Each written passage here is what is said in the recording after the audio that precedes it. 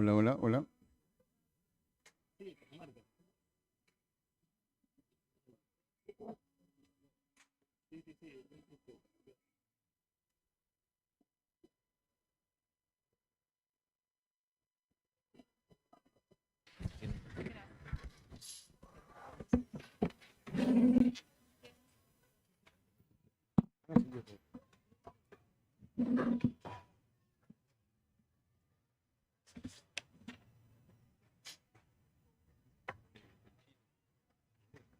Muy buenas tardes. La Cámara Peruana del Libro les da la bienvenida a la 43ª Feria del Libro Ricardo Palma. A continuación presentaremos Finales Alternativos y otros cuentos de Jorge Machuca. Nos acompañan Eleonora Lu, Jorge Luis Roncal y Jorge Machuca, organizado por Contracultura. Ahora pasaremos a presentar a cada uno de los miembros de la mesa de esta noche.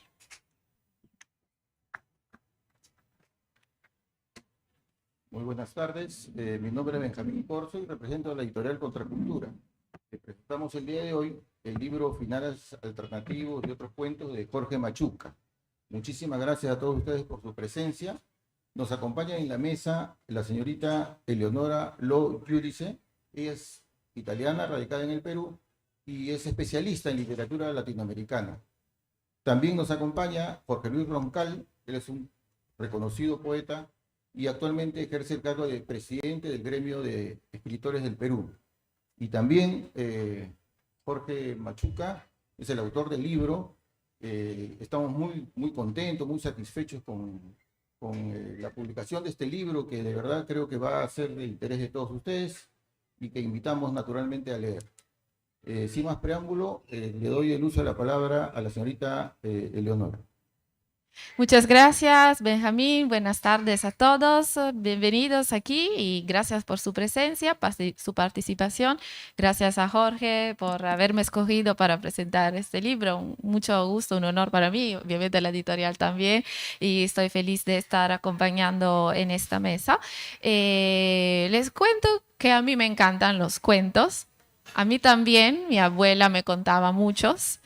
¿Por qué les digo eso? Porque este libro, Finales Alternativos y otros cuentos, como dice el mismo título, es un libro que habla sobre cuentos y el autor escoge un recurso muy antiguo, que es el de presentar estos cuentos, al menos una parte de ellos, como unos cuentos que había escrito su abuelo. Entonces el narrador dice: acabo de encontrar los escritos de mi abuelo y quiero publicarlos para que todo el mundo se beneficie, ¿no? Ese es un recurso muy antiguo en la literatura. Cervantes hizo lo mismo, y hablando de mi tierra, Alessandro Manzoni con I Promessi Sposi, ¿no? Esa idea de encontrar un manuscrito y luego decidir publicarlo, ¿no? Bueno. Estos cuentos de finales alternativos tienen ese nombre precisamente porque el abuelo había leído autores antiguos, vamos desde Esopo al peruano César Vallejo, pasamos también por el danés Hans Christian Andersen, y ellos nos han dejado unos cuentos que casi todo el mundo conocemos, aunque posiblemente no lo hayamos leído, como el cuento de las hormigas y la cigarra, o la zorra que no llegaba a la uva, etcétera. Son cuentos que pertenecen ya a la literatura universal, conocidos por todo el mundo. Y el abuelo se planteó que esos finales de los cuentos originales podían ser cambiados, que la historia no está escrita, sino que existen también otros puntos de vista que podemos tomar en cuenta y otras moralejas y que nos puede presentar un cuento, y que también todos tenemos derecho a una revancha. Por ejemplo, en el caso del cuento de la cigarra con la hormiga, se decía, ¿no?, que mientras la hormiga era obrera, trabajaba y no se la pasaba cantando como así hacía el otro animal, como hacía hacía la cigarra. Entonces al final, llegando el invierno, la cigarra se muere de frío y en cambio la hormiga, que había sido burlada por la cigarra, que hace, pues vive tranquila gracias al trabajo que había hecho en el verano. Pero nadie, y yo tampoco, quizá había pensado el hecho de que esa cigarra no era simplemente una ociosa, sino que gracias a su canto le alegraba la vida a las hormigas. Y me parece, Jorge, me corrige si me equivoco, que has querido darle con este cuento como una importancia a los artistas, ¿no? Muchas veces piensan, eres músico, ¿no?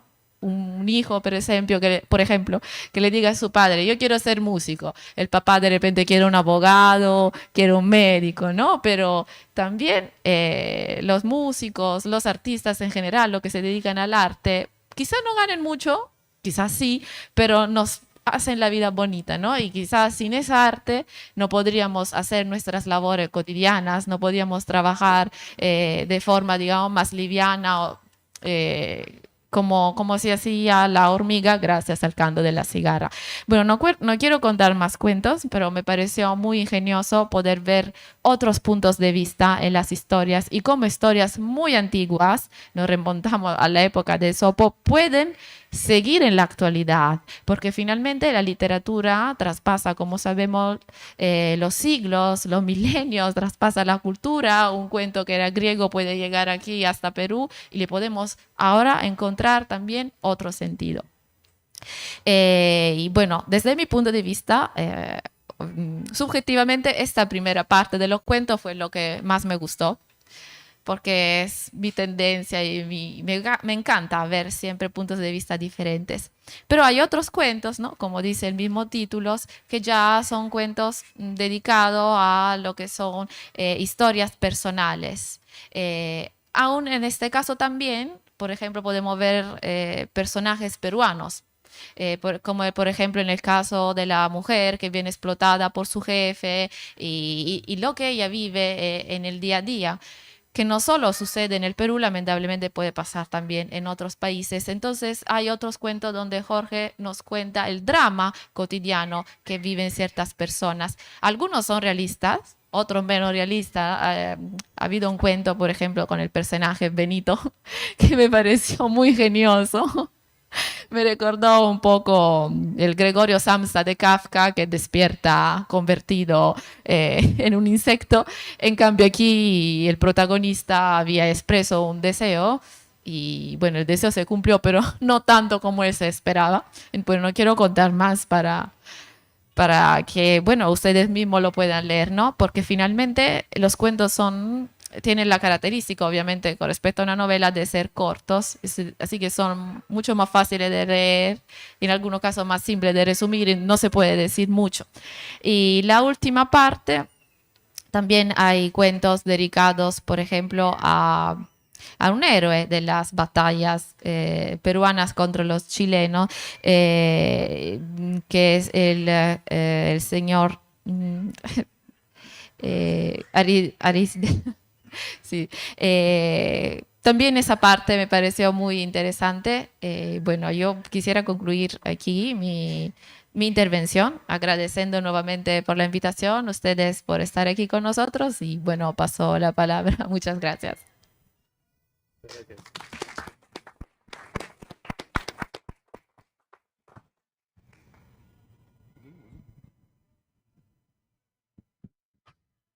Muy buenas tardes a todos, a todas. Una gratitud especial a Contracultura y Benjamín Corso, su director aquí presente, y también, por supuesto, a mi tocayo Jorge Machuca Vilches, que acabo de conocer, a quien felicito por esta entrega, y también a quien nos acompaña como comentarista. Creo que en principio la edición, la promoción y publicación de un libro siempre van a constituir para nosotros un motivo de celebración, ¿no? De celebración en la medida que es una forma de expresar una actitud frente a la vida, ¿no? tan terriblemente hackeada por la deshumanización galopante que vive la sociedad contemporánea y que encuentra en la literatura, en la creación artística y literaria siempre un punto de resistencia, ¿no? Una trinchera de rebeldía, aun cuando fuese solo desde la escritura o tal vez por ello mismo, ¿no? Finales alternativos. Y creo que paradójicamente en el título del libro encontramos probablemente el discurso de fondo de este libro. Finales alternativos que nos remiten precisamente a los orígenes del género, ¿no? A los orígenes del relato, ¿no?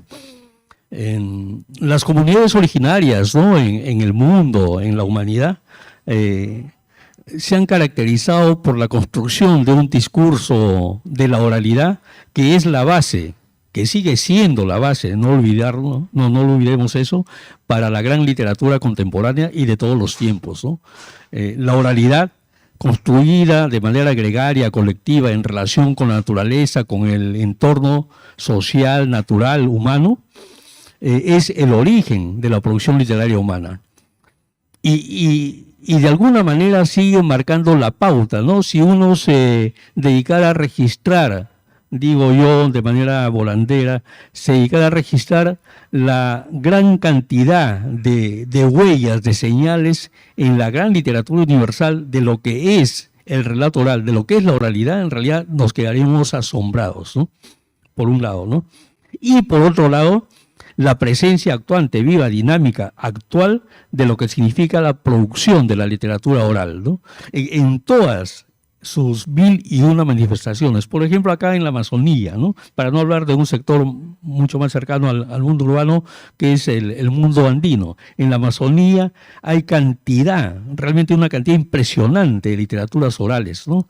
Están las literaturas orales propiamente urbanas, las literaturas orales ribereñas, por ejemplo, ¿no?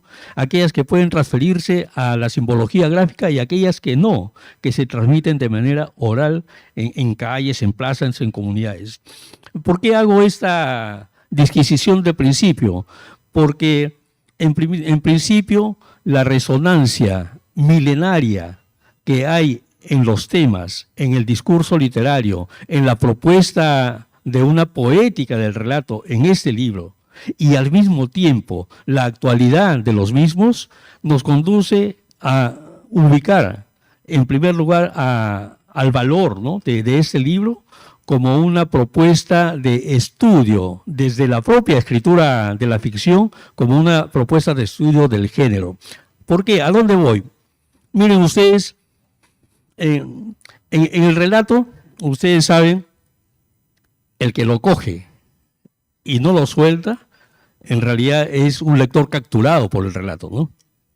El que arranca el primer párrafo y de ahí, de la primera frase, no lo suelta, es un lector ya secuestrado por el relato, ¿no? Y entonces, al mismo tiempo, el remate, ¿no? La propuesta de final de un cuento es aquello que redondea la faena, ¿no? La faena, el mejor sentido, ¿no? De ese torero imaginario que es el de escritor. Aquí estamos hablando de los finales alternativos. Y fíjense ustedes cómo Jorge salta de las fábulas antiguas que hemos leído desde primaria, ¿no? De Esopo, ¿no? De Félix María de Samaniego, ¿no? Y otros tantos, hasta cuentos contemporáneos valiosos en términos universales, como el propio Paco Yunque, ¿no? Y entonces, ese arsenal de recursos ya enumerados por mi colega en su primera intervención, que tiene en su haber Jorge Machuca, va construyendo una suerte de laboratorio de construcción del relato contemporáneo y una suerte de poética, ¿no? Nos llega a decir de manera, pero sabiéndolo decir de manera clara, que todo final predecible es olvidable. O sea, el cuento que tiene un final predecible está condenado a olvidarse, ¿no? ¿Es acaso, no es acaso, digo, esa una señal clara de cómo asumir el desafío de contar en literatura? Por supuesto que sí. Es decir, si es que no hay sorpresa, si es que no hay algo novedoso, algo distinto a lo que ya se dijo anteriormente, entonces nos dedicamos a otra cosa, ¿no? En el mejor sentido lo digo, ¿no? Sin ningún tipo de carga peyorativa. Por un lado, ¿no? Entonces, hay una poética del relato, ¿no? Poética del relato basada en su origen gregario, oral, ¿no? Comunitario, y por otro lado, en esa propuesta de asumir que no se puede enriquecer el género si es que no se incluye algo distinto, novedoso, ¿no? Pero de esa poética del relato, es decir, del planteamiento de la construcción de una historia, de un pasaje literario, Jorge Machuca salta a lo que diríamos, a lo que llamaríamos una ética del relato, ya no una poética, sino una ética del relato. Porque ¿cómo configura sus historias, Jorge? Alrededor de un tema, la apariencia y la realidad, ¿no? En todo el libro, incluso en la segunda parte, en lo que llama otros cuentos, hay una permanente colisión, un conato entre apariencia y realidad. Claro, el discurso de la oralidad del anciano, del abuelo en la primera parte es lo que motoriza en términos de discurso verbal, es cierto, ¿no? Pero la carga ideológica, la carga moral, la carga ética tiene que ver con el saber humano y universal, ¿no? Y ahí decimos nuevamente, está lleno de origen, pero está lleno de actualidad, porque hay una suerte de atmósfera, tú me dirás si me equivoco, tocayo, una especie de permanente tentación del fracaso, como diría Julio Ramón Ribeiro, ¿no?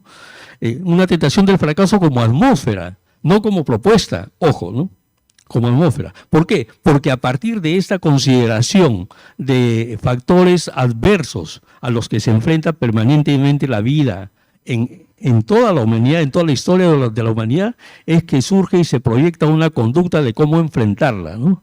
Es decir, en el pasado, en la época de los reyes, de los señores feudales, o en los orígenes del capitalismo, o en el presente, hoy, lleno de concentraciones urbanas abusivas, llenas de cemento que todo lo materializan en el peor sentido, ¿acaso no es permanente la idea de reaccionar de manera instintiva frente a las apariencias? Por supuesto que sí, ¿no?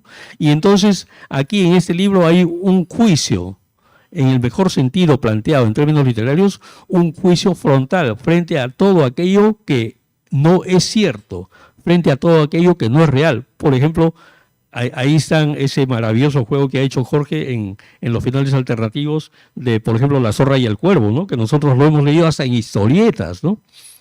Y entonces, de la poética del relato, es decir, de los elementos que configuran la escritura de la ficción literaria, Jorge Machuca salta a una ética del relato.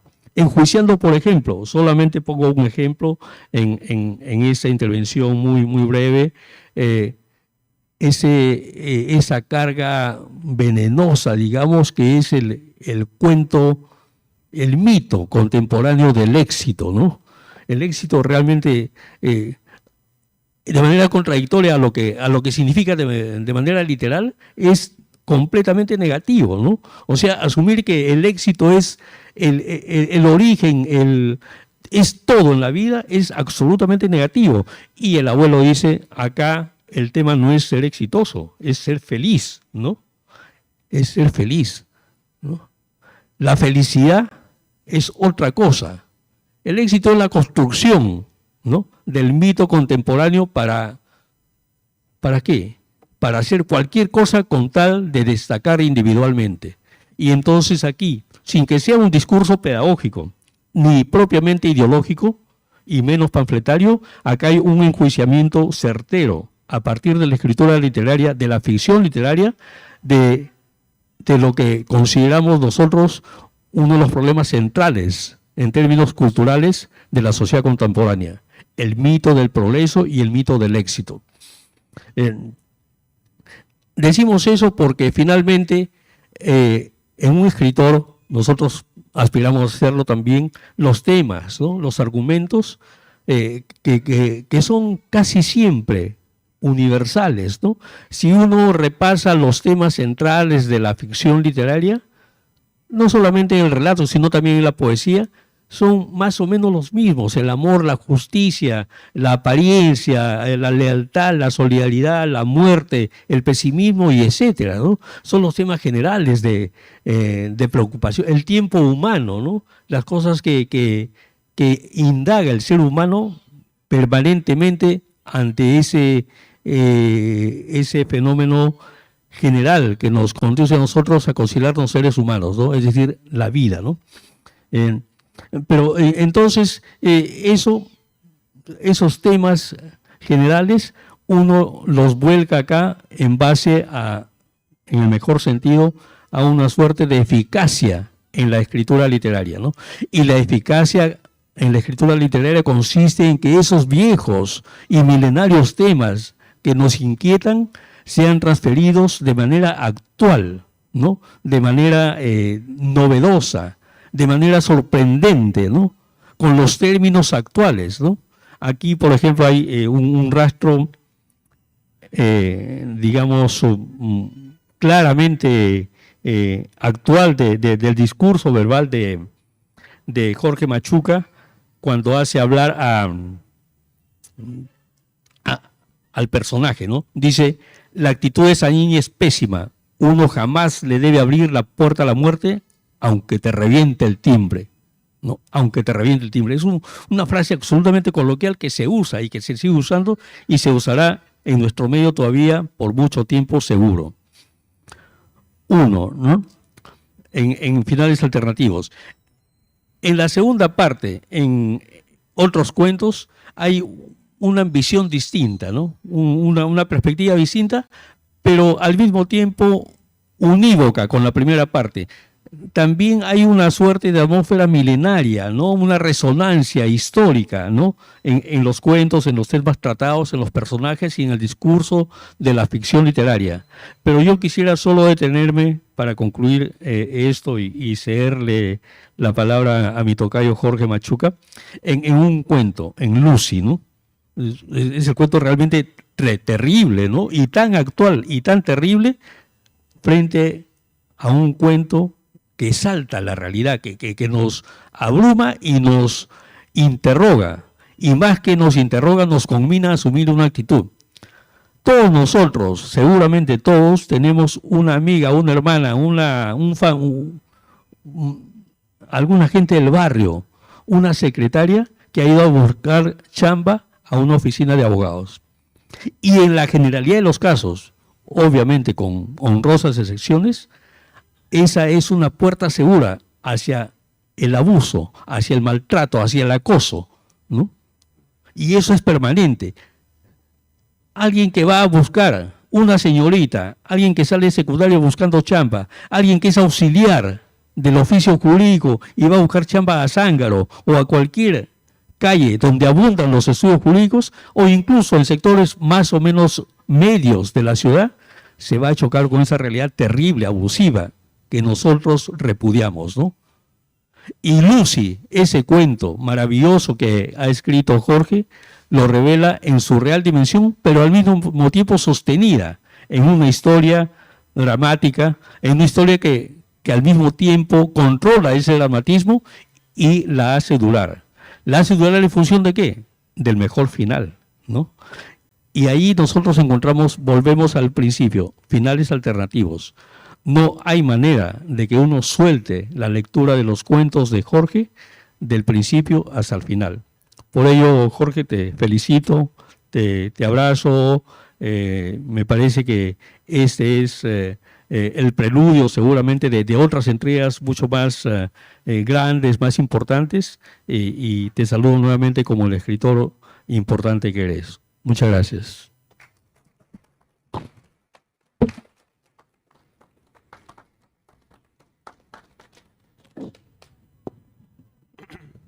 Muchísimas gracias, estimado Jorge, por tus lindas palabras. Muchas gracias, Eleonora, por la revisión del texto y por el análisis que has realizado. Y bueno, ahora me toca hablar a mí. Muchísimas gracias a todos ustedes, porque yo creo que tengo una filosofía que dice que lo que no se muestra no existe, ¿no? Y además, una vinculada a lo que es el tema literario. Si tú produces algo y nadie te ayuda a difundirlo, es como si no se hubiera producido. Entonces, es importante, me parece, la presencia de cada uno de ustedes en este lunes de Bad Bunny, ¿no? De tráfico pesado, pero que han cumplido con este servidor y con quienes estamos al frente para poder tener una bonita reunión literaria a la que probablemente no solemos estar acostumbrados. ¿Por qué? Porque yo mismo no lo estoy. Yo mismo soy abogado y la literatura es mi segunda carrera, pero una carrera que estudié completita. Es una carrera que comencé a estudiar cuando tenía 20 años. ¿Por qué? Porque a los 17 comencé a estudiar Derecho. Empecé a estudiar Derecho en la Católica y dije, oye, esto de estudios generales letras está muy bonito, ¿no? Entonces, ¿sabes qué, mamá? Mejor voy a estudiar literatura, ¿no? Y en mi casa, obviamente, pusieron el grito en el cielo y me dijeron, ¿cómo se te ocurre, no? Eso es en verdad muy complicado. Entonces, ni corto ni perezoso, como todavía me acordaba las enseñanzas de la CEPREPUC, aproveché ellas para postular a San Marcos y logré ingresar, pero a la carrera de literatura, ¿no? Pensé que iba a acabar la carrera a los 25 años, pero al final lo acabé a los 37 años. Me demoré 17 años en acabarlo. El título que yo tengo en mi oficina, donde dicto clases en muchas ocasiones, no es el título de Derecho. Obviamente encantado, agradecido a la familia, ¿no? Pero el título que tengo en la parte superior de mi oficina es el título de Literatura, porque me hace acordar que soy ciertamente constante. Y además es la carrera que yo realmente valoro más, ¿no? Increíblemente, porque en Derecho he hecho muchas cosas también, pero es en literatura donde me siento mucho más cómodo, donde he disfrutado muchísimo y donde estoy seguro que eventualmente uno puede dejar más huella de trascendencia. Me acuerdo, por ejemplo, una historia que le he contado a algunos de ustedes, a otros no, y voy a aprovechar para contarla acá. Una vez estaba estudiando Derecho y nos pidieron toda una bibliografía de libros, ¿no? Entonces, el presupuesto pues no alcanzaba para comprar todo eso. Y me fui a donde íbamos los estudiantes a comprar los libros, a Zángaro, ¿no? Entonces me fui a Zángaro y me acuerdo que empecé a preguntar por un precio de un libro. Y le dije, señor, ¿cuánto está este libro? Y el señor dudó, porque no sabía si el autor estaba vivo o estaba muerto. Entonces, era un autor de derecho societario muy conocido, pero que ya había fallecido. Entonces le preguntó a su asistenta, oye, este autor ha muerto, creo, ¿no? Sí, murió el año pasado. Entonces, te lo dejo en 20, ¿no? Estaba en 40, bajó a 20. Y es exactamente lo que ocurre al revés en el arte, ¿no? En el arte, cuando un autor muere, normalmente vale más. Pero justo con ese ejemplo me quedé pasmado. Dije, mira, acá cuando mueres, en derecho más bien tu obra vale menos. Cuando cambian las normas, se caen enteras bibliotecas de derecho. Ya no sirven para nada, porque la norma cambió y se refieren textos extensos a normas que ya no están vigentes. Entonces dije, ni hablar, ¿no? Yo tengo que estudiar literatura y algún día escribiré algo, ¿no? Porque me gustaba hacerlo. Entonces, ahora sí, con esta introducción le voy a contar un poquito del texto. A ver si les interesa un poquito poder leerlo, revisarlo, contarlo. El personaje se describe al inicio. Es un personaje que considera que se le hace difícil conversar con personas de su edad. Seguramente les ha pasado porque varios aquí son amigos míos. Entonces, uno se junta con personas que se parecen a uno. Eso es algo natural. Es algo, digamos, humano. Y suele pasar eso. Suele pasar que algunos niños, ¿no? En este caso un adolescente de 12 años, no se identifica con los que son de su edad. Los considera demasiado prepotentes o demasiado, podríamos decir, inmaduros. Entonces, ¿con quién sí considera que tiene un interlocutor válido? Con su abuelo.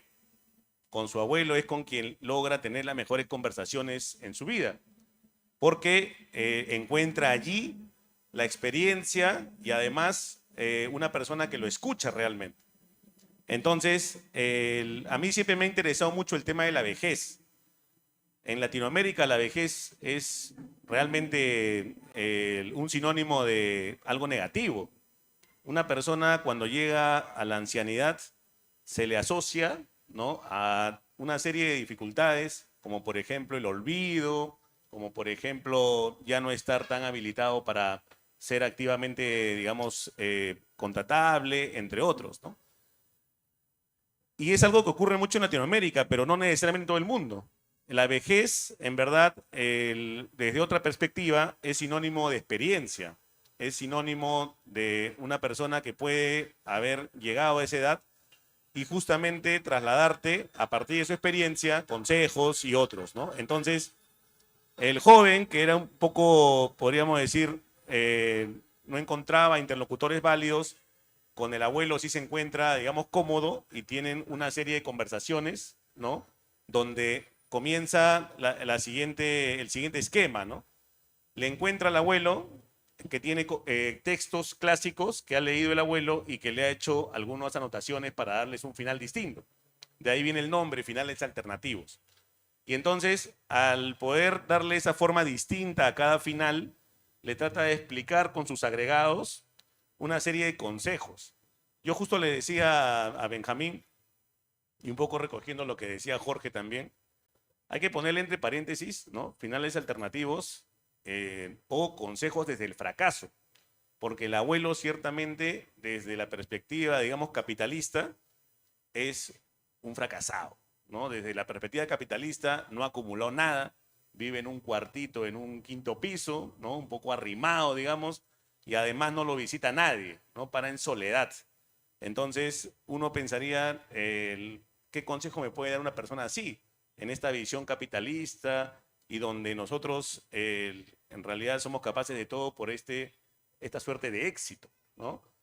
Sin embargo, el niño, ¿no? Sí recibe cada uno de los consejos que le da el abuelo de una manera, digamos, teniéndolo como una base para su crecimiento personal, ¿no? Los toma en cuenta y va a buscar justamente avanzar con ello. Una vez yo trabajaba en la SBS y me tocó compartir como compañero de oficina a un anciano. Fue una cosa muy curiosa. Normalmente tú compartes oficina con personas de tu edad. Y ahí me tocó, ahí está justo Carlitos Ceballos, ¿no? Me tocó compartir mi sitio no con Carlitos, me tocó compartirlo con un señor llamado Félix Shimabukuro, que ya tenía como 60 años, ¿no? Y yo en esa época tenía 27. Entonces, era pues ciertamente un compañero de oficina no tradicional y todavía en un espacio pequeño, no era inevitable, digamos, poder estar en contacto y en comunicación, porque si no había mucha gente más con quien hablar, ¿no? Y sin embargo, tuvimos la posibilidad de llegar a un entendimiento, digamos, bastante bueno. Y en una de esas conversaciones, porque con Félix tuve un montón de conversaciones, yo le criticaba, ¿no? Algunas actitudes juveniles, porque ya empiezas a darte cuenta que en verdad ya habíamos perdido pues la noción de edad, ¿no? Yo no tenía para él 27, sino de repente 60, ¿no? Y viceversa, ¿no? Yo ya también a veces lo trataba como una persona de mi edad. Nos insultábamos, hacíamos chistes, etcétera, ¿no? Hasta que una vez me acuerdo que él me dijo algo así, ¿no? Me dijo, tú te sientes muy joven respecto a mí, pero yo soy igualito que tú, solamente que con la piel arrugada y un poquito más de experiencia, ¿no? Y realmente lo que me dijo me marcó bastante, porque ahora me está pasando a mí. Ahora yo ya tengo 42 y hay muchas personas que me ven como mayor, como distante, y yo siempre voy a tener un niño dentro, ¿no? Son cosas que son llamativas, ¿no? Y que finalmente, un poquito, a pesar de que no se habla mucho de una descripción del abuelo, Félix ayudó bastante a configurar el personaje. Yo creo que la experiencia de las personas no debe medirse, digamos, desde la acumulación. Yo respeto mucho cada uno de los consejos que me dan mis amigos, independientemente de si acumularon o no, sino especialmente por las vivencias que han tenido y por el tipo de personas que son, ¿no? Algo que siempre voy a valorar. No me trato de juntar con personas por su éxito, sino por personas porque tienen algo en común, algo que decir, tienen realmente una forma especial de vivir la vida.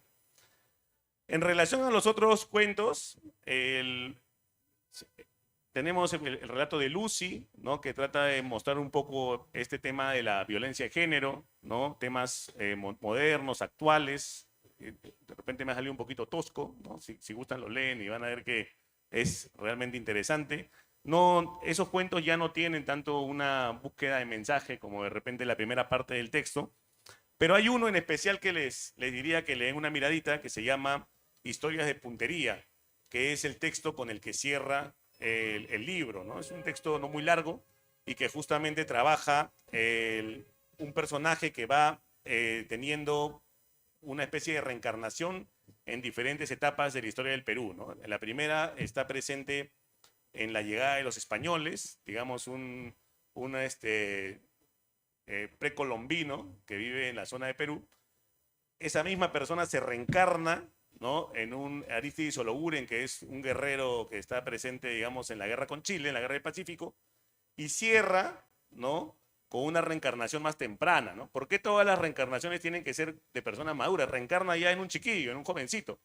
Y entonces ahí van a ver que hay elementos curiosos sobre la reencarnación, sobre este tema de las fuerzas que nos atraen a otras personas, cosas en las que últimamente cada vez creo más, ¿no? Entonces, de hecho, lo escribí hace tiempo, pero bueno, le he puesto un poquito algunos ajustes, un poco en función a la experiencia de vida, ¿no? Que es lo bonito que te permite la literatura, que es a veces revisar textos antiguos y darle forma en función ya a tu experiencia, a lo que vas aprendiendo en el camino.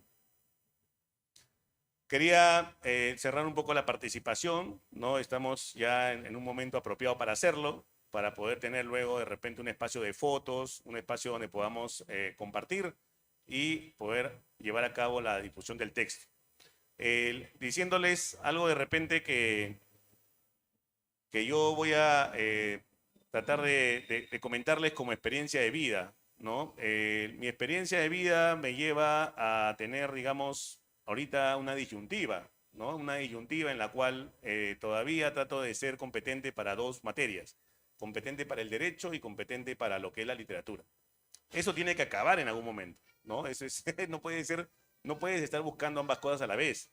Entonces, me falta poquito para tener ya algún tipo de estabilidad, digamos, para poder dedicarme plenamente a lo que siempre me ha gustado. Siempre le digo a mi esposa que está aquí presente, a Silvana, cómo me gustaría tener más tiempo para ver series, para leer libros, ¿no? Y muchas veces no encuentro ese tiempo, ¿no? Y entonces, el hacer lo que más te gusta realmente es algo que todos debemos preservar. Todos tenemos dentro de nosotros algo que realmente nos apasiona y eso es algo que yo les invito a nunca dejar.